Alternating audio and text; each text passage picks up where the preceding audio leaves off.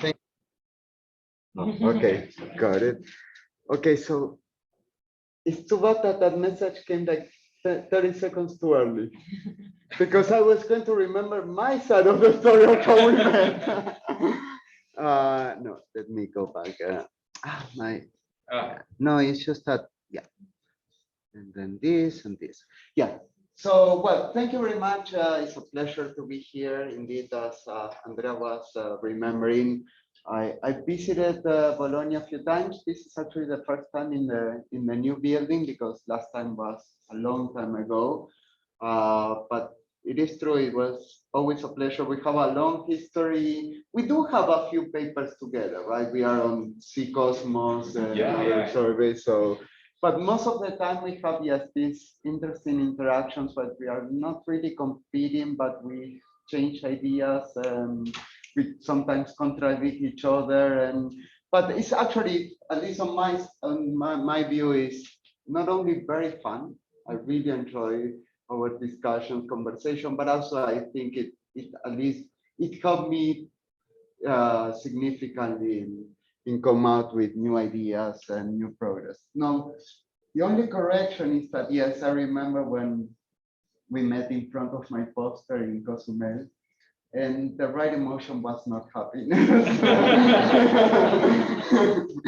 It was, you can imagine, I was back then a second year grad student, first international conference, and the person that brought like the key paper in your field when you're doing your thesis stands next to your poster and asks you, what are you doing? Anyway, it all worked fine in the end. I did promise I'm not going to talk about the X-ray background today. If you joined, we had a conversation yesterday, some discussion, including the X-ray background. But today I'm going to talk about something completely different, slightly unrelated, although it's all related, but it is related to black hole growth. I realized I changed the title versus I advertised in the talk, in the emails. I don't know if that made more people, it will make people to run away, hopefully not, but it is connected to what I originally promised I was going to talk about.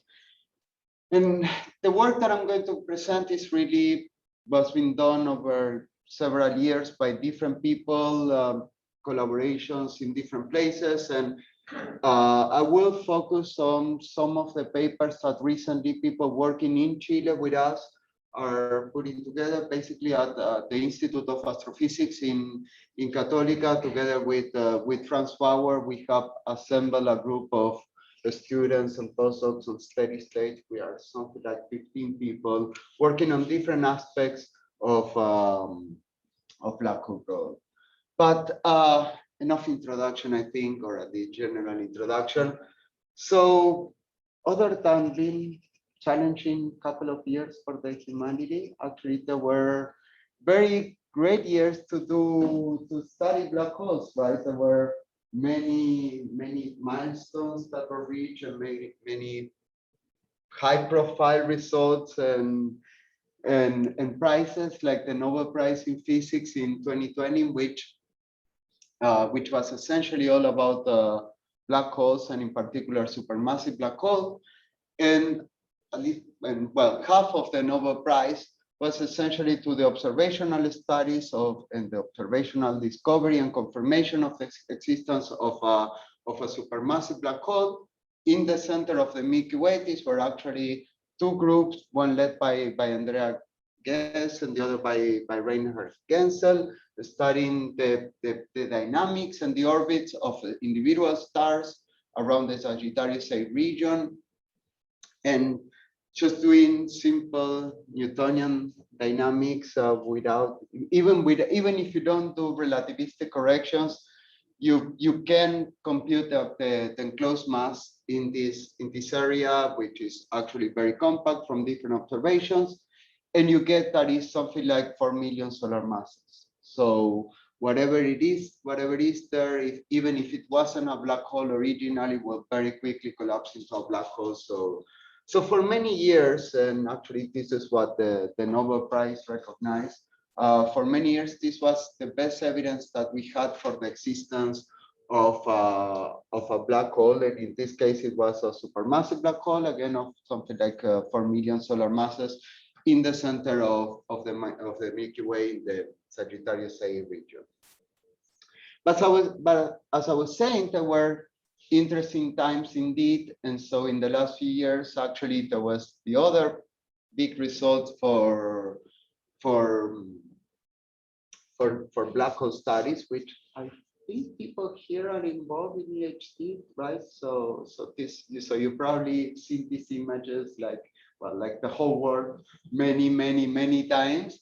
But they're still very remarkable. And again, now this is a clear confirmation of the existence of a black hole. Now we can do physics, we can study the immediate regions around black holes. In this case, well, these two cases around Sagittarius, the one in Sagittarius A star, and also the one on M87 that is about 1,000 times more massive and also about 1,000 times farther away. And so basically, again, these were very exciting years to study black holes, but more in general, if we go a little bit back in time, in the last maybe couple of decades, black holes went from being this sort of the space oddity, these very interesting physical entities that is certainly worth studying if you want to study effects of relativistic effects, if you want to study strong gravity and compact objects and so on. But they were somewhat unrelated to astrophysics, at least originally, and probably that was one of the biggest changes in the last maybe couple of decades, something like that. And basically now black holes went from being, again, these very interesting but very exotic objects to being a fundamental ingredient if you want to understand the galaxy evolution. Basically, I think it's very clear now that if we want to understand how a galaxy like the Milky Way, for example, form, we need to understand what the black hole in the center is doing, and in particular, what the black hole assemble and grow over time. And this is actually what I'm going to talk about today. But just very quickly, why do we think that's the case now? First, because as I was saying at the beginning, there is a supermassive black hole in the center. I think that's pretty clear now and pretty much confirmed.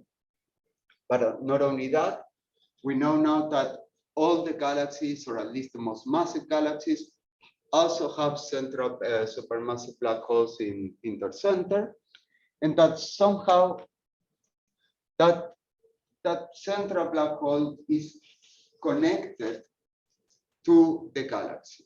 So galaxies don't just have any random black hole, but they have a black hole that corresponds to the size of the galaxy. And there are many ways to express that relation. Of course, the most famous one is the sigma relation that you can see here, one example, but also there are many examples. So you can connect mass to luminosity, mass to the mass of the spheroidal component, mass to the mass of the halo. There are many different ways.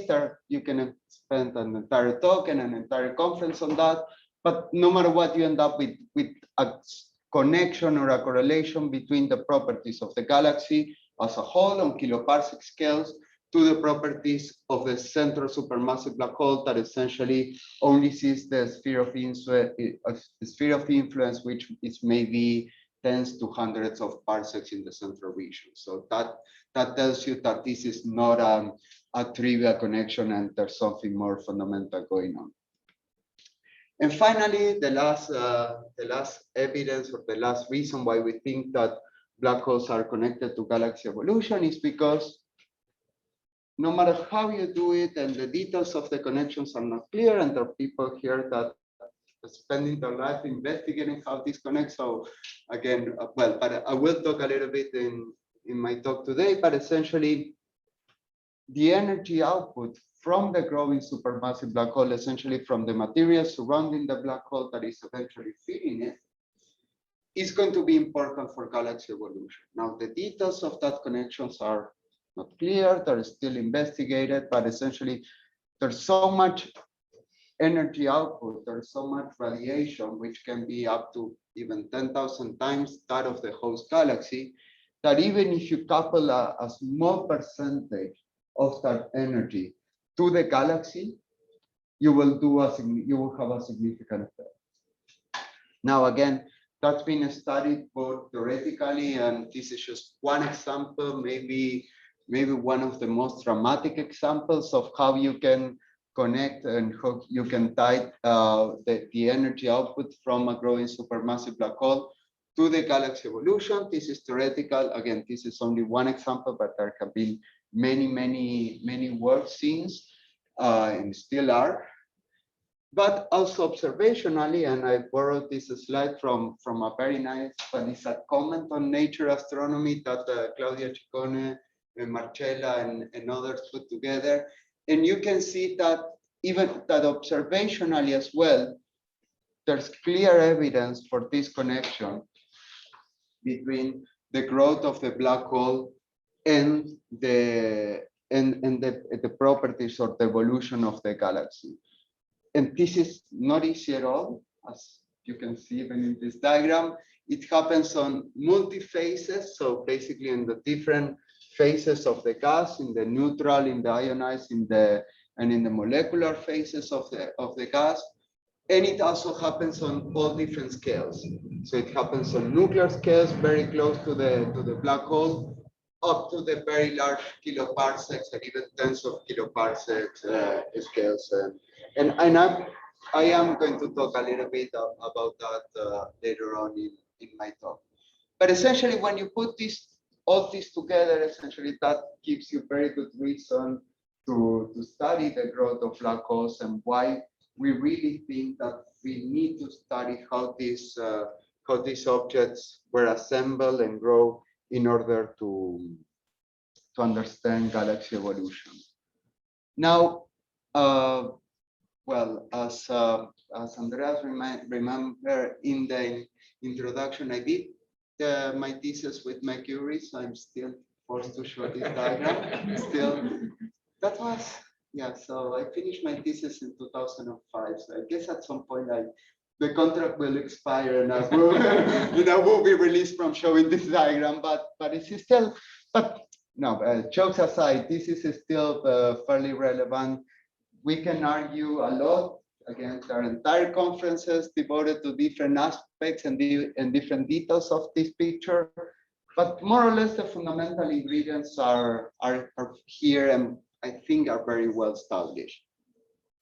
So we know now that most of the black hole growth happens in the so-called AGN phase, or the active galactic nuclei. Essentially, when you have the supermassive black hole in the center that is actively fed by material, which is essentially dust and gas. Again, gas in different phases, different temperatures, different velocities, and so on.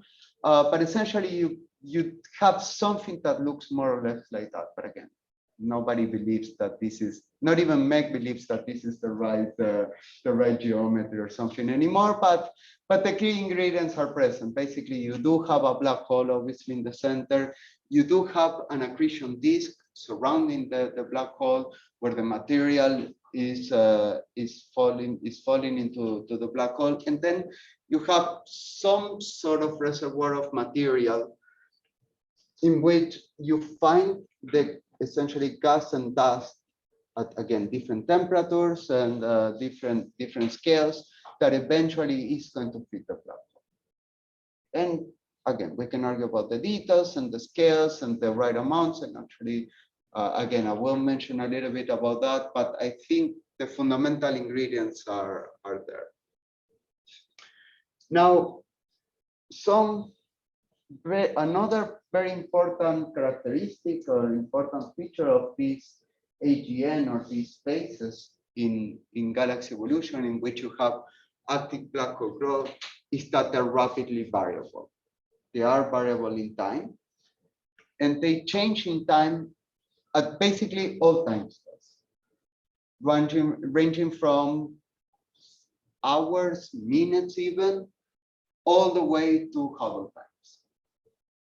And the different timescales for AGN variability connect to different physical scales, of course, and also physical processes that explain different properties of the black hole growth and how in particular black holes assemble and accrete their mass. So a lot of work, and I'm not going to talk about that today, but a lot of this variability happens on, let's call them human timescales. Let's see if this works. Where's my pointer? There you go. So essentially, in this regime, where essentially we're driven by accretion disk instabilities, we are looking at just from light travel times arguments, we know that we are looking at very small scales, essentially near on things that are happening in the accretion disk. And a lot of AGN variability studies focus in this region for obvious reasons. The obvious reason is we can do it. We can do it. I mean, we astronomers, humans, live something like a few decades, and so we can study, we can actually see an AGN, and we can follow an AGN over decades and all the scales in between, from minutes to tens of years, right? So a lot of this work was here. And again, that mostly tells you about the properties of the accretion disk that I was mentioning before. Now, this talk is going to focus on the other side of this diagram, essentially on long timescales. So what we think is long timescale, or essentially superhuman timescales. So essentially, none of us live 1,000 years, and we never follow an AGN over 1,000 years or 10,000 years. Of course, never over 10 to the 8 years. So we cannot do the same studies in which we cannot sit down and follow an AGN over so long time. Because when I give public talks, I make the joke that we astronomers are very patient people, but we're not that patient, right? So anyway, but still today I'm going to talk about how we can study black hole growth or changes in black hole growth and what we know about black hole growth on even longer timescales. And how do we do that? And like in many stories, this one starts sort of by chance. Started on a project, on a citizen science project that was called Galaxy Zoo, that now is finished, and now there's the Zoo universe and everything. And there have been several incarnations of that and different projects. Now there's an entire Zoo of citizen science project, ranging from everything you can imagine. But the original citizen science project, Galaxy Zoo, which was started in sort of 2005, 2006, was originally intended to do morphology, galaxy morphologies in general from the Sloan Digital Sky Survey. Now, as part of this study that observed, which was a huge success, resulting in millions of classifications and people all across the world classifying galaxies, there was one particular high school teacher, Hanny Van Barre, yes, who was studying classifying galaxies one evening in her home. And again, in 2007, published, there was an associated forum with the Galaxy Zoo where people can either share like interesting galaxies or ask or comment. And she asked this now fairly famous question, what's the blue stuff below? And she referred to, I don't know if it's possible to see it, but she refers to this thing. Do you see it? And there's a little, thank you. Hopefully we can do that without breaking any COVID rules. But thank you, Georgia. But you can see this blob here. Now, this blob has been sitting there for decades in the digital plate, in the DSS original digital plate, and nobody paid attention to this until this high school teacher asked this question in the forum. So then the first question is it real or is it some weird artifact of the CCD or something like that? And very quickly we realized it is real. It was an emitter and a real astrophysical emitter. Now this is again the original galaxy zoo image from the FESS. Since then, there have been a lot of studies, and essentially this is how it looks now. This is the same object, but with an HST image. And of course, it looks far more impressive, but also we know it's real. And now we call it in honor of her discovery. Of its discovery, we call it the Hannis Bohr web. Bohr web means object in Dutch. So the object of Hannis, because she's Dutch. And what it is, which is very interesting, is if you take a spectrum of this source, and that explains the weird colors, essentially there's no continuum. Basically, no continuum is all emission lines. Is heavily dominated by O3. Hence, the blue is because it's blue on the slow images, but it's actually green in the HST. And if you put it in the VPT, it's very clearly AGN ionized. Except that the distance is a few tens, something like 30 kiloparsecs, which roughly translates to a few tens of thousands of light years away from the nucleus. Now you can also compute the AGN luminosity that you need to ionize, and there are several ways to do it, and I'm going to refer to that in a second, but you need something like 10 to the 46 hertz per second. And when you look at the AGN, and we know that there's an AGN in the center, by the way, the galaxy is IC 2497, but when you look at the center of the galaxy, you're nowhere near 10 to the 46. So clearly this AGN was either brighter in the past or in something like 10 to the 5, a few times 10 to the 4 years, or is heavily obscured. So that essentially our line of sight is obscure, but the cloud can see an unobscured AGN just from geometry. Now, that's a different story on its own. I don't want to spend too much time on that, but we know that it's actually a faded AGN.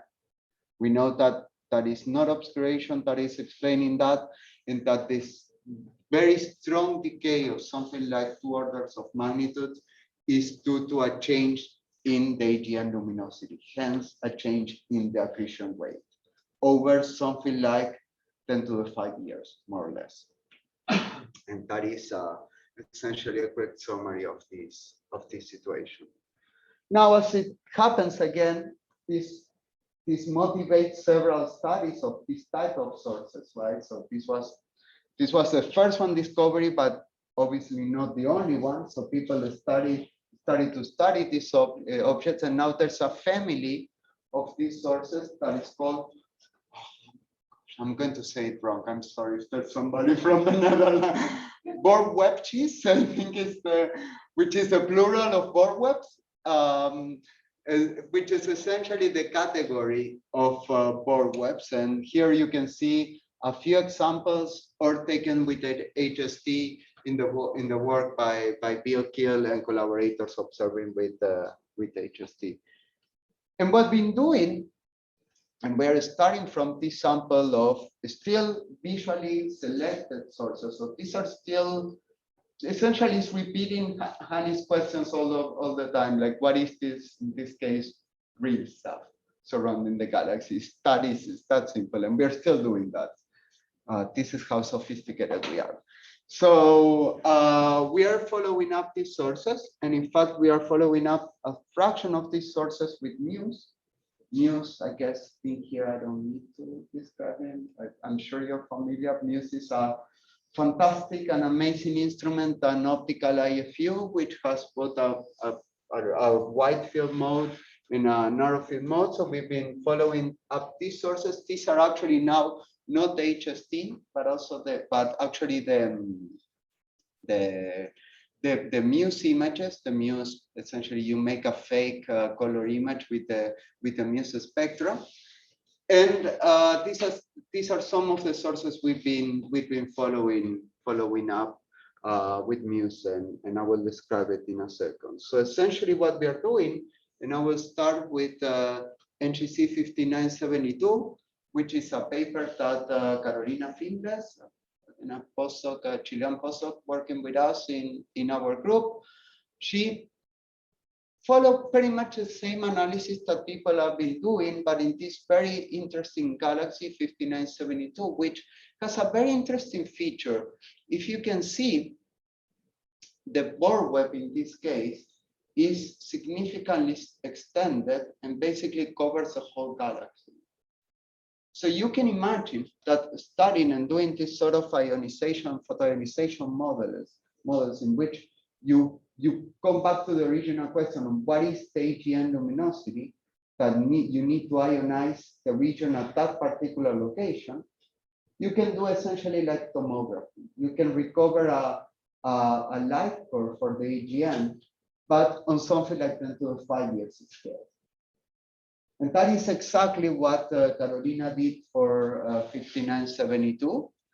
Not only that, she did it for all the sources in our sample, which you can see here. This is a compilation. So she already published 5972 a couple of months ago.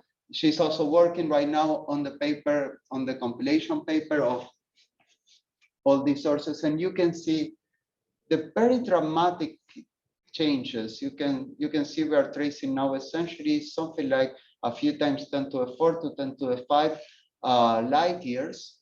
And you can see that the changes in the luminosity are something like 2, even 3 orders of magnitude.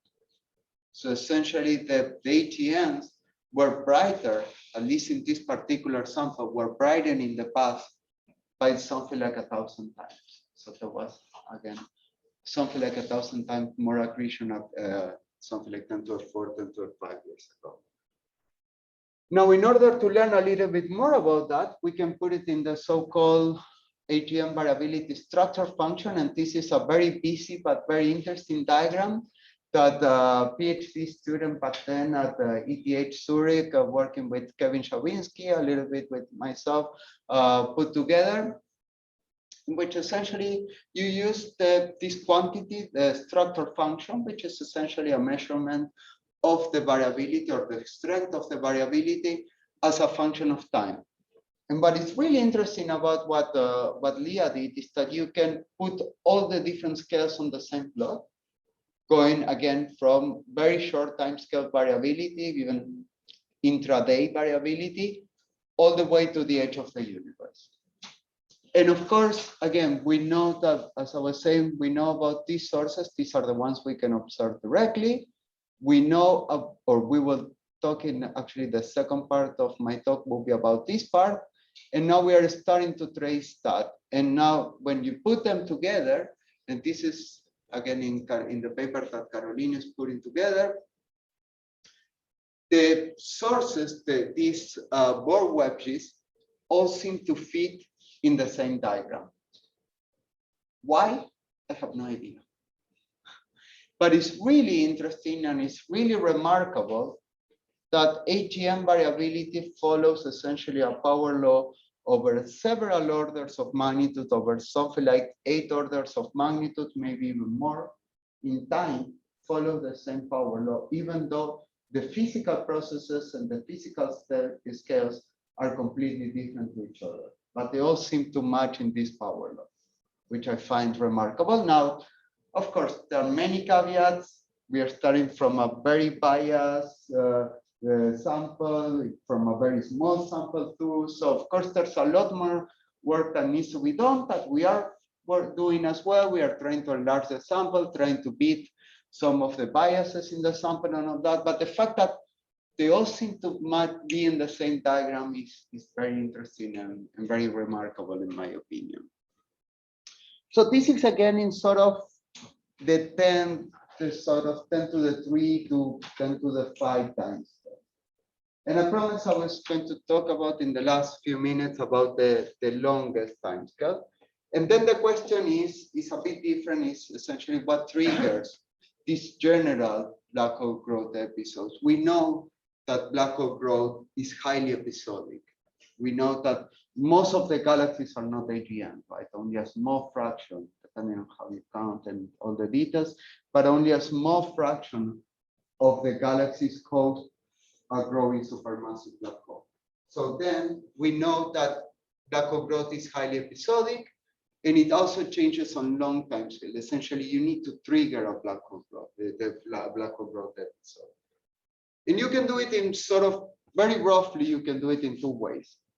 You essentially need to find a way for the gas to lose the angular momentum so that it falls into the central region and is available to feed the supermassive black hole.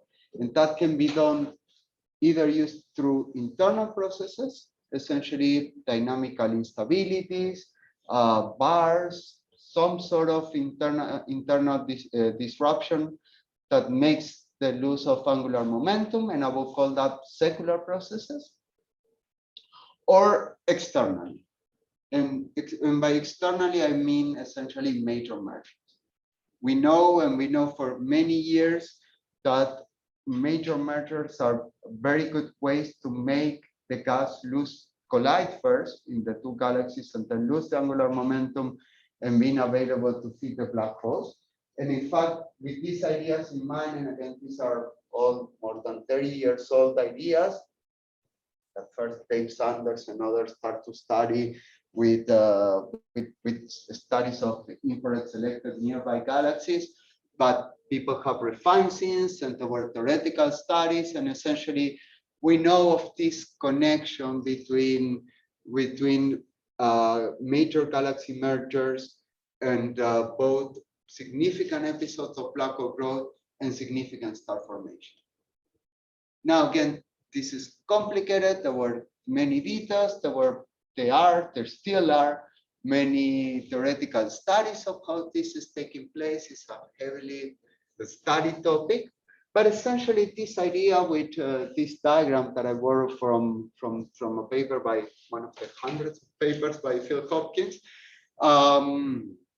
sort of summarizes the situation. And essentially, you can see that over a major galaxy merger that takes something like 1 to 2 giga-years, you go through all these different stages, but you go through phases which can be short-lived, although the details again are discussed and change depending on the simulation, in which you can have both very rapid supermassive black hole growth, as you can see here, and at the same time, or roughly at the same time, you can have very rapid star formation rate. You can reach star formation rates of about 100 solar masses or so per year. Now, another particular part of this particular stage of this picture or this scenario is that in a very well-defined phase of the merger, you can have significant black hole growth, which you can see in sort of these stages. Now, we do expect, and this is actually some work that we put together more than 10 years ago, that most of this black hole growth is first originally heavily obscure, and then after some time, which we estimate using statistical arguments to be something like about 100 million years, the radiation pressure is strong enough from the central region to sort of get rid of and expel or most of the surrounding gas, and you end up with an unobscured AGN again, or a so-called quasar, something like 100 million years later, and you end up with a death elliptical at the end.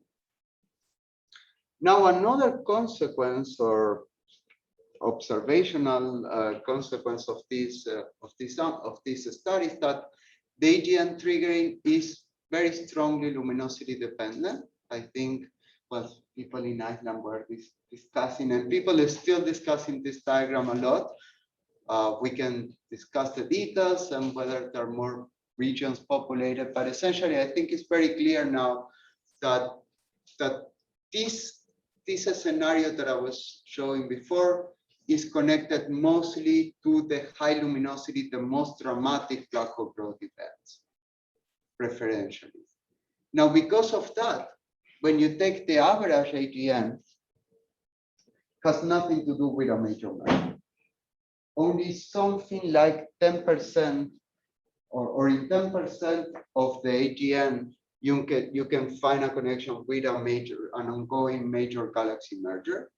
The rest are maybe driven by secular processes, so they are completely unrelated to mergers, but you need to care about that particular 10% of the sources, because since they are the most luminous system, the most rapid black hole growth, they can account for something like, again, we can discuss the details, but it's about half, or we estimate a decade ago 60%, but it's about half of the total black hole growth. So essentially, we can establish that about half of the black hole growth is linked to major galaxy merger and this sort of rapid evolutionary stages.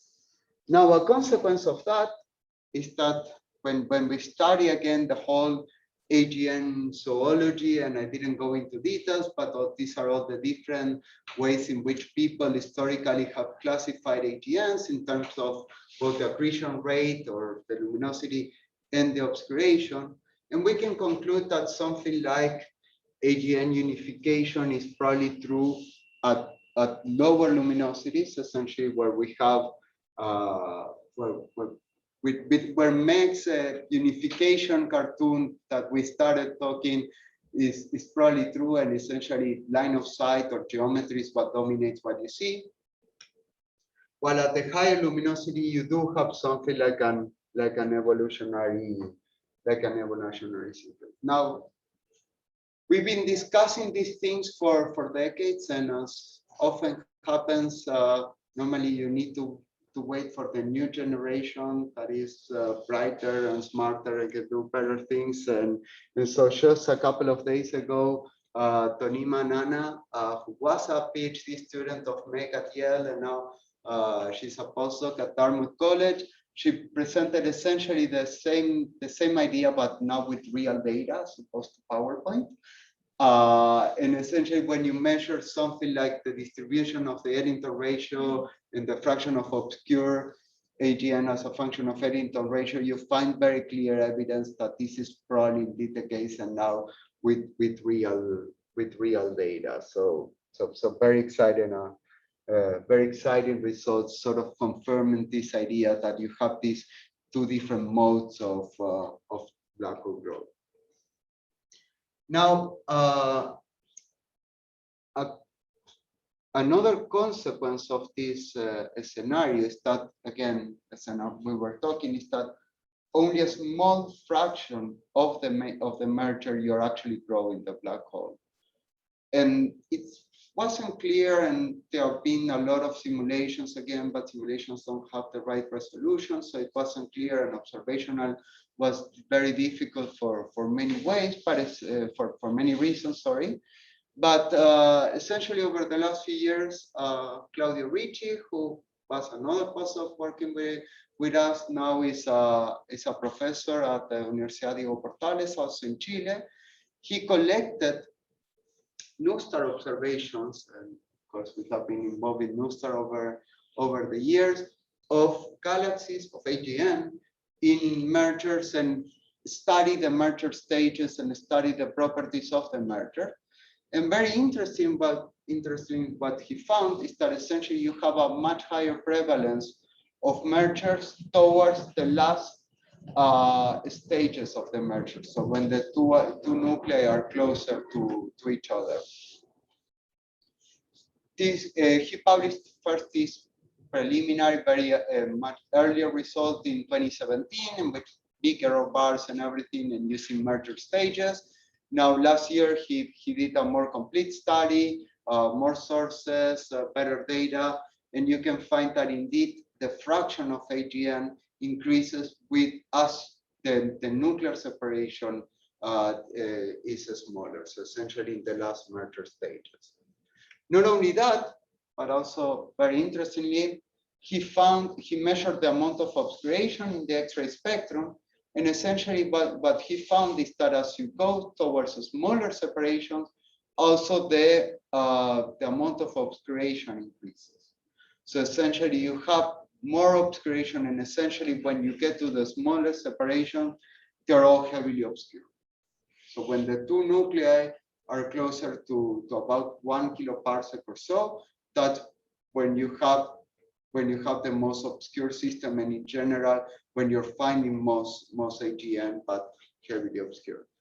And that is very, very interesting because at least from simulation, from existing simulation, we knew that the so-called dual AGN phase, essentially when the two black holes are closer, are starting to merge, they are starting to get gravitationally bound. That's when you have the most significant effects, both for the most rapid black hole growth and also the most clear connection with the host galaxy.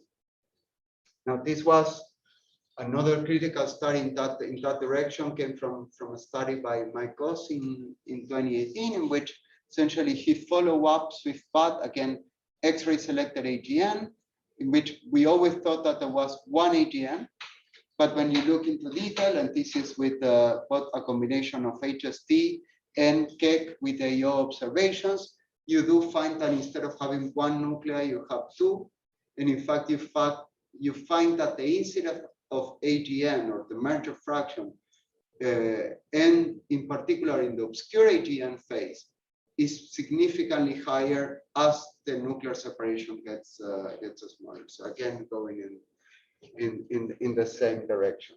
So then in the final slides, I'm going to show a couple of specific examples that we've been studying in more detail, trying to understand the connection. Essentially, we know all this from statistical arguments. We know that the picture is more or less correct when you take individual samples, but now what we want to do is to study in detail how this connection is taking place.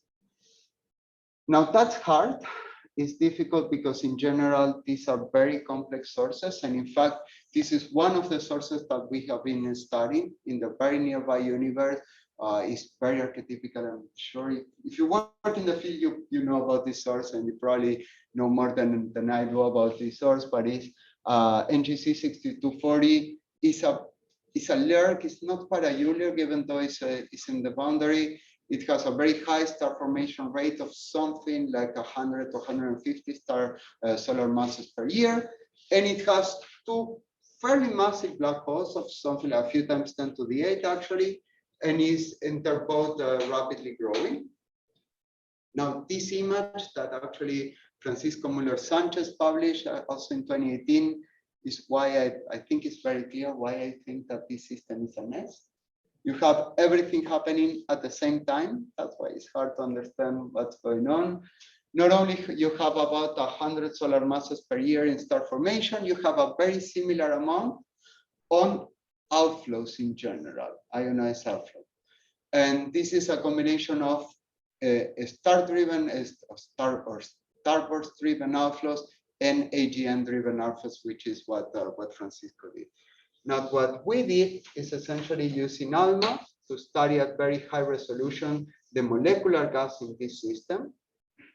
And in particular, thanks to ALMA, increasing the spatial resolution very significantly in the center. Now, just to give you an idea, this is the image taken with existing, this is the CO image taken with PDVI and before ALMA, essentially with fairly good resolution, something like 0.5 arc second. Now, this is what we are getting with ALMA, essentially increasing the resolution by a factor of 10. And you can see that this is a very interesting system in which most of the molecular gas is actually in between the two AGN, and it's forming this sort of, now with the high resolution, we can see that it's forming this filament sort of connecting the two nuclei. And in fact, well, this NRAO did a press release about this data set, which actually helps me in showing a little bit what we found in this data. And you can see, okay, so in red, you have the location now of the two black holes, and this is the same that I was showing. Now, this will be a bit complicated because it's a cube, but it's a velocity. So essentially, you have this completely detached structure which actually we found, well, first, these are the properties of the system, but essentially we found that there is an outflow moving at something like 500 kilometers per second, which if you turn, well, with some basic geometry assumptions, gets into an outflow rate of something like 4,000 solar masses per year, which is huge, obviously. And the reason why is, well, not only the velocities are large, but also, and what is remarkable is that something like 10% of the total molecular gas in the center is involved in the outflow, in this high velocity component. So that is very significant, and there's a lot of debate, which you can see in our paper, about what is the driving source, or essentially which of the two nuclei is driving this emission. And then final slide, just because we just a couple of weeks ago before coming here, we submitted this paper on finding another dual AGN. Actually, this is, again, probably at least for now, the record-breaking dual AGN in terms that the nuclear separation is only 200 parsecs. Again, if you look at this is actually the decals image, but fairly boring galaxy in general, even though you do see tidal tails and there's some evidence of a late state merger. But when you look with AO, and again, this is a combination of HST with Keck AO, with Muse AO now, and you can see the evidence of two nuclei in the central region of this system. Because we do have a spectroscopy with Muse, we can put it in the VPT, and when we do it, they're both in the AGN region. So both nuclei are consistent with an AGN, but that wasn't enough evidence to confirm that it was a dual AGN. Basically, you can have one of these mini ball webs or emission regions. But now we took ALMA observations, and this is the new part. This is actually the data that I'm working on in Charlottesville. And essentially, we do have coincident with the position of the nuclei. We have these 2 point sources in the continuum, in the band 6 continuum, which are consistent with non-thermal synchrotron emission, which when you put in the sub-millimeter X-ray correlation, basically they're coincident, or they're more or less what you expect for the AGN luminosity of the AGN. So again, not only this confirms that, that there is a dual AGN in the system, but also in my mind, what is very interesting is that this opens the window to use ALMA to find hidden dual AGN, essentially at unprecedented both resolutions and sensitivity. So this is the way in which we can start finding this very small separation dual AGN. Now, why is that important? Essentially because this will become the parent population of gravitational wave events. Now, it will take some time, which can be long, but eventually this system like that will generate a gravitational wave event that hopefully Lisa will detect in something like 15 years, hopefully.